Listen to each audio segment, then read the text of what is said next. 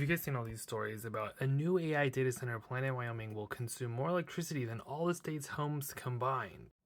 5 times more energy than the entire population of the state. 1.8 gigawatts. And then people saying maybe eventually it could be 10.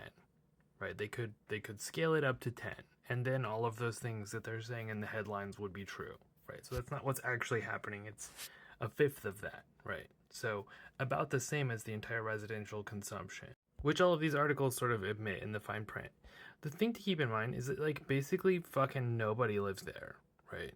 So in reality, this data center is using about 2 gigawatts. So compare that to California, which is producing 53 gigawatts today, right? So 25 times more than that. And also keep in mind, residential consumption is typically like less than a third of what consumption is for a given state. Almost all of the energy goes to industry. And data centers are less than 5% of total US electric demand. And worldwide, it's more like 1 or 2%, with some forecasts saying it could rise to 3 or 4% by the end of the decade. But this is all data centers, so this is way more than just AI, right? 1 or 2% of our power consumption is all data centers, the vast majority of which is things like websites and software like Microsoft Word that's using the cloud. AI is less than a fifth of that 1 to 2%. AI is less than a fifth of that 1 to 2%.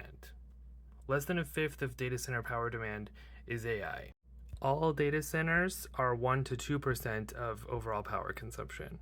So less than 0.5% of our current power consumption is going to AI.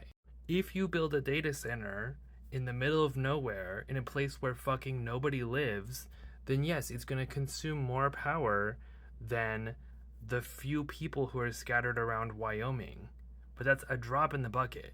And they're building their own power plant to power it. So it's not even using the energy from the state.